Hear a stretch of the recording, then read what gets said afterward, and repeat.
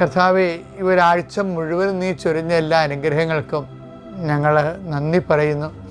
ഈ ആഴ്ചയിൽ ഞങ്ങൾ ഓരോ സംരംഭങ്ങൾക്ക് പലർക്കും 1 അടി 1 മീറ്റർ 1 മൈലൊക്കെ മുന്നോട്ട് പോകാൻ കഴിഞ്ഞിട്ടുണ്ട്.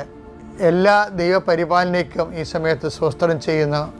കർത്താവേ, യാത്ര ചെയ്യാൻ സ്വരുക്കൂട്ടുന്നവരെ അവർ അർപ്പിച്ച് പ്രാർത്ഥിക്കുന്നു.